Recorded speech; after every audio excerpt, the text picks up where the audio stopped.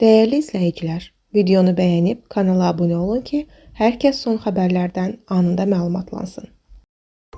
Gəncədə avtomobil bir neçə piyadanı vuraraq xəsarət yetirib.